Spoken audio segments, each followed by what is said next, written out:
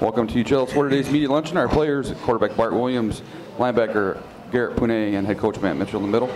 Grand Valley State will be wearing special dressed white uniforms this week, white helmet and white jerseys, special for Veterans Day.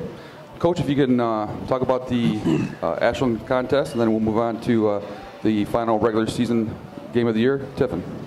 Sure. First half, both teams traded special teams errors, so we gave up a punt return, gave them ball in short field, and they scored, and then they had a issue on their punt team. They gave us a short field, we scored, so kind of got settled in there with 7-7, and then for the most of the first half, we struggled offensively to run the ball effectively and protect Bart long enough for him to be able to make the throws he needed to throw, and too many possessions that were too quick, and our defense was on the field a lot in the first half. They would head to the bench and then right back out there. I think besides the touchdown possession, we had 6 other possessions. We had a tip ball pick and 5 punts. And I thought our defense in the first half, besides one play, they had a rushing touchdown and a cover 0 blitz. Other than that, we're stopping the run. We're disrupted with Tarnowski. We're getting stops, and we were out there battling. The end of the half, field goal they got. We had one player was in the wrong call. They completed a wheel route on us, and Jacob stuttered. Got a targeting penalty, which was the right penalty, and was ejected for the game.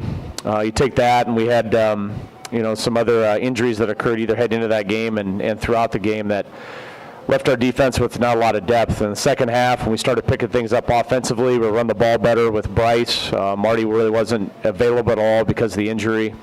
Run the ball better with Bryce, protecting Bart, making some plays, converting some 3rd and 4th downs, into getting some stops early on. But at the end of the day, our defense, couldn't get the key stops that we needed, to try to get the ball back to the offense and take the lead. We were continually, matching scores there in the 3rd and the 4th quarter. So, we get a personal foul on the touchdown run, which they kick off from the 20, gives them a shorter field, and they have a good kicker. And some talk about potentially letting them score, but I just felt like with a minute some change left, with only 2 timeouts at that point in time against their pass rush and their defense, it was going to be hard to pull off. Their kicker was going to kick a touchback, a 75-yard touchdown drive. So we chose to keep the defense out there, play defense, try to go block Max, and the kid made the kick. So similar theme to the Ferris game from the standpoint of some self-inflicted things that in tight ball games you can't do. And it's probably the biggest disappointment from that game is that some of the mistakes that we made 2 weeks ago against Ferris, we made again. And when you're facing top-level competition like that, with tight ball games, you can't afford to make those mistakes. And so we'll get back out here to Lubber Stadium on Saturday against an improved Tiffin squad that had a really good year last year. They had to replace their quarterback. They've got a freshman that will probably be up there in terms of freshman of the year honors, Nick Watson. Be interesting to see what his status is for the game on Saturday. He was injured partway through the Michigan Tech game, so we'll see how he comes back. But when you take a look at the league statistics after Ashland, Ferris, us, they're the next best offense, next best defense really in the league when you look at statistical performance and analysis with all the schools. So we have a challenge coming up here at home. We've got a rebound. It's senior day, so that's going to be very important for us to recognize a lot of these seniors, that have done a lot for this program here over the course of their careers, and especially the last couple of years of those conference championship and the playoff runs we've had. Those guys have been a big part of it. So disappointed on Saturday that for those guys and the effort they gave that we couldn't get that last stop or couldn't get that extra score in the first half.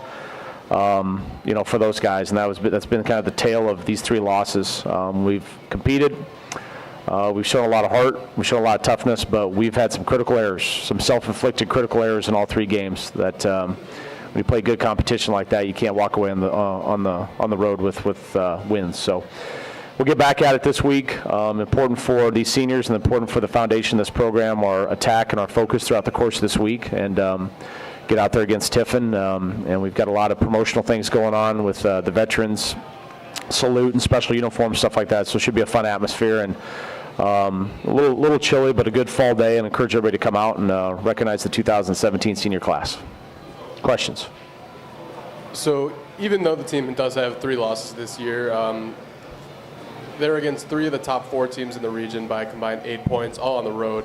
Do you think that the committee will recognize that, especially if you guys go out and handle Tiffin soundly, and possibly consider you guys for the playoff berth still?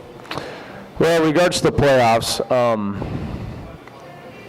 there's a path, but there's some other things that have to happen with some other schools in our region.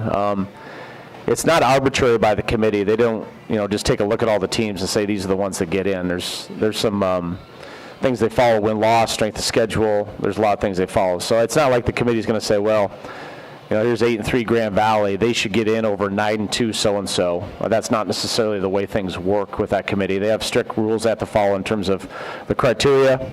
And, there's a path. I don't want to really talk about the path. I mean, we had our chances. There's a path, but for me to sit here, and I didn't talk about it yesterday in the team meeting one time, because we got to worry about the process and what we got to do. If I keep dangling out these things in front of people and we focus on that, then we're getting away from the things that matter, not only for 2017, but the future of this program. So there's a path. I'm not going to really talk about the path. It's regardless at this point, unless we stick with the process and we find a way to play better football against Tiffin. Coach, talk about the seniors who will be leaving the program and maybe playing their last game. Yeah, it's been a class, a very interesting collection of guys and the way that they came to our program. You just take a look on the defensive side of the ball. Keon Belcher, West Michigan recruit from Grand Rapids Catholic Central. Todd Colster, who's a good friend of mine and coached here at Grand Valley, played for him and came in here out of high school as like a 225-pound freshman and just really grew and developed. And put him up for first team all conference because I think he's had a really good year. He hasn't played the past couple games because of an ankle injury. It looks like maybe his season is done, unfortunately, but has grown as a student, has grown as a player, has grown as a person. Proud of the development he's made. Then you have Garrett sitting next to me, a transfer from Southern Illinois. It's had a great career here on and off the field. And then guys like Demetrius Farmer, who came in for 1 year, So that's the unique thing about all these seniors. You've got Brandon Bean, who we recruited out of high school, is having a heck of a senior year. And you got John Mark Anderson, who's a transfer from Illinois State. And it's just stories like that of the different ways these guys kind of came together. But I think they would all agree it's a pretty tight crew. Even guys that joined us late, like Reggie Spearman, Demetrius Farmer, I think have grown. Great relationships that are here. And that's what's tough. When you lose games like the way we're losing them, it's hard. It's hard for guys like Garrett and Colin Slosher and Dan DeLuca and some of these guys that have done things the right way their entire careers. It's tough as a coach when you take a look at the conclusion of the season, because there's each of those 3 losses, there's 4 or 5 plays that we could have cleaned up. We're in a different position than we are now. And that's that's part of football, and we've got to try to, with these underclassmen, learn and grow from these situations. And hopefully, the seniors will help me this week, and get the foundation set as we start moving forward. Matt, you alluded to the fact that you had a targeting call in the last game, and there have been some personal fouls this year, and it seems to be something that's prevalent in football this year across the board. And is it a difference in the way games are being officiated, the point of emphasis by officials, or can you put your finger on why this stuff seems to be happening, not just in Grand Valley, but throughout the game? Well, I think there's differences in some of those penalties. We talk about some of the compete penalties and the non-compete penalties. With Studdard's penalty, I put that within the framework of a compete penalty. I think it was the right call, and I went back to watch it on tape. He targeted. He should have been ejected for the game, for the remainder of the game.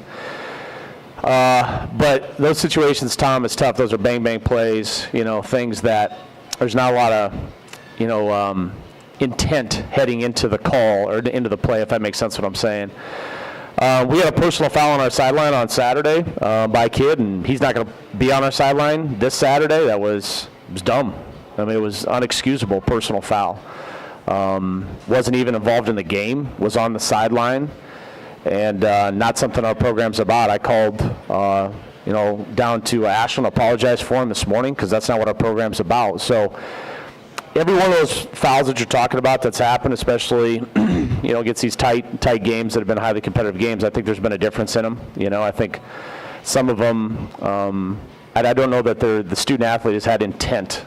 Does that make sense what I'm saying? They're there to try to commit the personal foul. Things have happened because it's competitive, but there's been some other things we've done that have been stupid. They've been stupid penalties that we have to grow and we have to learn from and we have to get cleaned up, that in some of these games have definitely hurt us.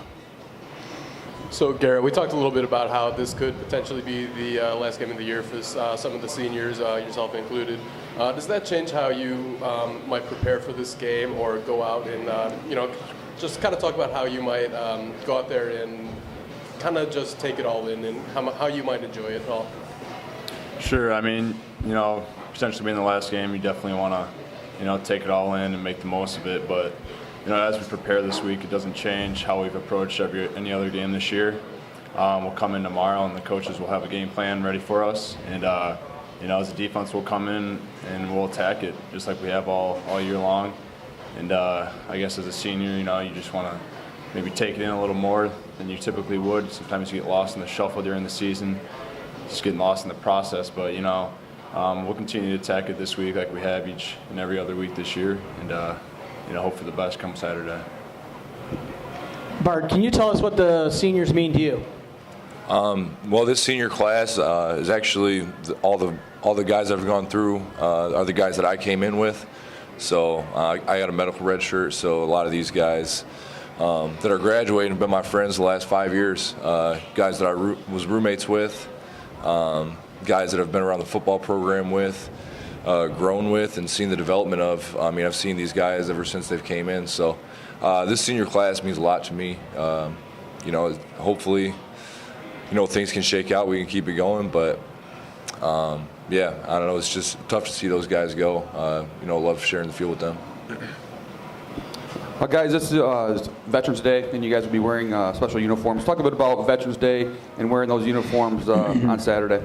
Coach, you can start. Yeah, sure. I mean, I think it's special. We've done this in the past, but it's special to recognize those that have and continue to serve. I mean, for me personally, it means something to me. My dad was a member of the 101st and 82nd Airborne, and he served. So having been a son of a veteran, I understand the sacrifices that they've made for our country. And so for us to be able to do something like this is unique. It's cool. I'm glad that I work in an athletic department that comes up with ways to do special things like this. And so I think our players are excited about the different uniforms, and we've got some promotional activities before the game too to recognize them. So.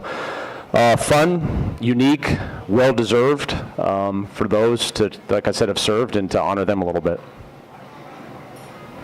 Yeah, it's a great opportunity for us. We play for each other on Saturdays and we play for, the fans here at Grand Valley, but, it's also, a good opportunity for us to play for the veterans and, to honor them and all they do for our country. I've had a great uncle that served for our country, and, it'd be awesome to kind of sit back and, take some time to honor them and play for them. So I'm looking forward to it, and should have some cool uniforms. So. Yeah, I agree with Garrett. We go out there, play for each other. This, I guess, gives us the opportunity to play for some of the people that made the ultimate sacrifice for, all the things that we love in our country. So I'm excited that we get a chance to, show that in the football field. Okay, in addition, the game balls will be delivered by skydivers, so make sure you're there in time for kickoff. Thanks, guys. Thank you.